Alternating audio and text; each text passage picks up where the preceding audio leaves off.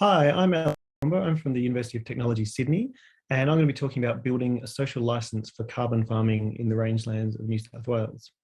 My co-authors on this are Rebecca Cross from the University of Sydney, Graciela Metnick from UNSW, and Kathy Waters from the New South Wales Department of Primary Industries, who are the ones who funded this particular piece of research.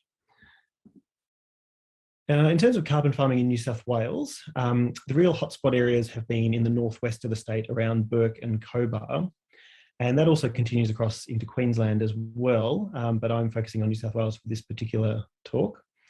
And the main methods for carbon farming that have been adopted in that area are avoided deforestation, which effectively involves people who have a pre-existing right to clear vegetation agreeing to forego that right in order to keep the carbon in the trees and vegetation on the land, and human-induced regeneration, which involves changing land management, generally fencing off some areas to remove stock for a period of time, and allowing vegetation to regrow more or less naturally without assisted management practice.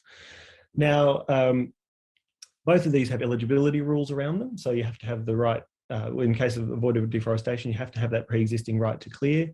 And in human-induced regeneration, you have to have a certain type of land, a certain type of vegetation that will regrow to a certain height and a certain density to meet the definition of a forest if you subject it to that land management practice. So it's not something that every property can undertake or every region can undertake. And of course, in other parts of Australia, there are other carbon farming methods that have been taken up there. So in the northern tropics, savanna burning has involved changing fire regimes to influence the amount of carbon in the landscape. There's other planting or plantation-based approaches that are available too. And soil carbon, I guess, is one of the big ones in terms of an emerging interest in new activities, particularly in more high rainfall areas where there might be potential to increase soil carbon. So potentially, some of the findings, even though we're talking about these particular methods in this part of New South Wales, some of these findings may have broader ramifications for other types of carbon farming in other regions. And of course, the Emissions Reduction Fund there has been the main mechanism for promoting these forms of carbon farming so far. And this is the federal government's mechanism for encouraging all sorts of emissions reductions from all sorts of sectors, but it includes vegetation-based methods where carbon is being sequestered in the landscape. And those vegetation-based methods have actually been some of the most successful in getting funding. And that's where the term carbon farming has largely arisen from. Now, we've done quite a bit of work into this emerging carbon farming sector. So we've looked at questions around land degradation and whether it can reduce land degradation, what might be some of the co-benefits in terms of biodiversity and soils, and also the question of resilience. Could it result in more resilient rangeland communities, both in terms of ecology, in terms of social and economic dimensions as well. But some of my other research, not related to carbon farming, has been around this question of social license to operate. So this particular project that I'm talking about today really brings together those two interests that I have around carbon farming on the one hand and this idea of social license to operate. Now, social license concept has really come out of the mining sector, stemming from the late 1990s. And this particular framework for social license was developed by the CSIRO. Now, a social license really draws an analogy with a regulatory license in the sense that it's something you need to have in order to start up an activity or continue performing a particular activity. But a social license is very different from a regulatory license in the sense that it's not formal, it's not a piece of paper that you can pick up and hold and use it as evidence that you're allowed to undertake that activity. It's also something that's very difficult to measure and to be certain that you've got it. And even if you do have it, it's something that you can lose very easily if the community changes its mind. So it's really this idea of, is there a community consensus that what you're doing is legitimate and okay in that particular environment? And those decisions can change. Under this particular framework, they argue that trust is really the central element of determining whether or not a social license exists. And trust can in turn be influenced by distributional fairness, which is to do with the benefits and the costs of the activity in question and how they're distributed across different stakeholders in the community. Procedural fairness, which is really to do with how the proponents of this activity, so a mining company, for example, how they conduct themselves, how do they engage with the local community, what conflict resolution procedures might they have if conflict arises, what are their decision-making processes, and how engaged the community feel that they are in those decision-making processes. And the last one there is confidence in governance, which is really the regulatory and legislative environment that surrounds that particular activity. Do people feel that it provides appropriate safeguards against economic or social or environmental harms that could come from this practice? So a lot of this work has been done in the mining sector, and that's where this framework is from. But perhaps better analogies for carbon farming can actually be found in things like wind farms and also bioenergy, which is an area that I've done research into as well. So these examples of renewable energy have also had this social license frame applied to them to explore whether they're able to gain and maintain a social license from affected communities. And wind farms, I guess, is probably the best example of that, where you can think about, on the one hand, you've got governments that have actively promoted wind farms through incentive programs like the renewable energy target. But on the other hand, you've had local communities that have pushed back against those wind farms in particular areas. And in response, governments have adjusted their regulations and their approvals processes and their restrictions and their rules around how wind farms can be established. So I guess one characteristic of these kind of sectors is you've got that dual role for government, where on the one hand, they're incentivizing and trying to promote these activities, particularly for the environmental benefits that are seen to come from them. But on the other hand, they also have to play this role of the regulator, setting the rules and restrictions around how these activities can actually be developed. And I guess that's the area where I think the strongest overlap with carbon farming exists, where in relation to carbon farming, governments are playing this role of incentivizing and promoting the carbon farming sector. But on the other hand, they may need to step in and play a role in terms of regulating and restricting how these carbon farming activities can play out, particularly if there are any negative impacts that are emerged or particular communities start to push back against carbon farming in different ways. Now, to explore these issues, we looked at the central west and western regions of New South Wales, which is really that overlap zone where a lot of these hotspots for carbon farming have been emerging in New South Wales. And we followed a mixed methods approach that involved interviews, focus groups, and an online survey. In terms of the survey, we included a few questions or statements in that survey and asked people to agree or disagree with those. So they had to rate their level of agreement from 0 to 100. In relation to trust, we asked if people trust the companies providing carbon farming services to act responsibly. In terms of distributional fairness, it was about whether or not the benefits and costs of carbon farming are distributed fairly across the community. Procedural fairness is to do with whether the industry involves fair processes and respects community opinions. And confidence in governance looked at whether people have the confidence in the legislation and regulations underpinning carbon farming. In terms of the responses, if you look across there to the right where it says all respondents, one of the key trends was that trust and procedural fairness were higher. They're just above the 50% mark there, whereas distributional fairness and confidence in governance were a little bit below the 50% mark. So that gave a general indication that those two areas, distributional fairness and confidence in governance, might be areas where we'd need to identify strategies for building social license. And that was also borne out through the interview and survey results as well.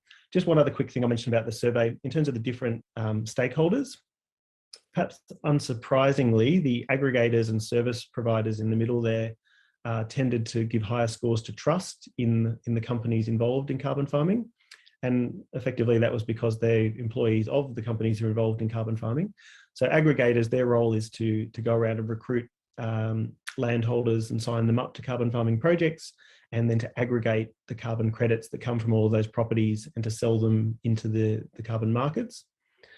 And service providers might have been rural financial advisors or accountants and people like that. Over on the left there, the landholders, we divided them into landholders with carbon farming projects and landholders without carbon farming projects. And those who had carbon farming projects tended to have a slightly higher level of agreement with all of those statements around social license. So they tended to have a more positive view of carbon farming overall, which again, isn't too surprising. But it was really the interviews and focus groups that allowed us to delve more deeply into these trends. And we went through and coded the responses of different interviewees and focus group participants to identify statements around procedural fairness, confidence in governance, and distributional fairness. So procedural fairness, this is perhaps the area where we saw the greatest cause for optimism, perhaps, where there were strategies that were being identified where people were actively seeking to build trust. So in this quote, they talk about not trusting them initially, but then finding they were great to deal with, actively built trust with us, and are wearing a really big risk. This idea of risk and how the risk is distributed and whether it's fair was came across in quite a few statements like this one as well. And people also noted different strategies that aggregators had followed in the communities to spend money on education and school days, always at the show. When they come out to conduct vegetation surveys, they camp for 7 days or more in 40-degree heat, and they make sure that they shop locally. So those kinds of strategies of community building, embedding yourself in a community, not being seen as someone who's just flying in and flying out and signing people up and leaving, those kinds of strategies have also been found quite commonly in the mining sector and other sectors in terms of building trust with local communities. And the other factor that came up quite a lot was tapping into trusted networks, existing networks of trust. So land care groups and other early adopters who were respected in the community. Confidence in governance was at the other extreme. This was the area where the greatest cause for concern came through. And it related to a variety of things. One was the complexity of the governance rules. So particularly questions like why, for landholders who had carbon farming projects, they had concerns about why it wasn't classed as primary production like other activities they might be engaging in. This had implications for tax. If they got large lump sum payments for carbon in one particular year, they might lose a lot of it to tax and weren't able to average it out like they might with other sources of income. Lack of information was another big one. Who do you go to for information? We need information on who we're dealing with. And government people noted that they often got asked for very technical information about carbon farming that they didn't feel they had the capacity to answer. And the other element of this confidence in governance or lack thereof was to do with policy uncertainty. So this idea that they didn't know where the future of the sector was going, what sort of targets or rules the government was like to bring in the future. And that, of course, had flow-on effects to uncertainty around the markets for carbon as well. Distributional fairness was probably in between those other two, where on the one hand, people noted that there were benefits flowing, particularly for properties that had carbon farming projects, but also for their families and for their opportunities to employ people on farm. Some people noted that there were some off-farm benefits starting to trickle through to local towns and communities. But on the other hand, there were quite a few questions raised about the haves versus the have-nots. Why are we giving some people bucket loads of money, and why don't they just give a bit to everyone, a little bit to everyone to keep everyone on the land? Some families are part of the have-nots, and also really critically, I guess, there was quite a few statements who noted that the income that was flowing for carbon farming wasn't necessarily linked to what people perceived to be good land management. So they found that some of the money was flowing to poor country where trees were going to grow regardless. And a lot of people also noted the fact that they saw the income being directed towards this thickening of trees in the landscape, whereas they perceived a well-managed landscape would actually have less trees and more grass in it. So this difference of values, and that linked to things like invasive native scrub. It also linked to things like absentee landholdership, people locking up land and leaving the land behind and not actively managing it afterwards. So this question of actually is some of the money that's coming through these schemes going into incentivizing people to manage land in a way that others in the community perceive as actually poor land management rather than good land management. So is that a misalignment of values between these schemes and the local communities? So just in summary, we didn't seek to measure social license and to say definitively whether it existed around carbon farming or not, but we hope to identify some strategies and potential opportunities to build more social license, but also some potential threats. And the biggest threat there was really around the confidence in governance. And there's really a role there, I guess, for government at all different levels to try to reduce the complexity around carbon farming, to improve the flow of information, and to reduce the uncertainty around future policy directions. In terms of procedural fairness, that was an area where there were actually some good strategies being identified by people who we spoke to.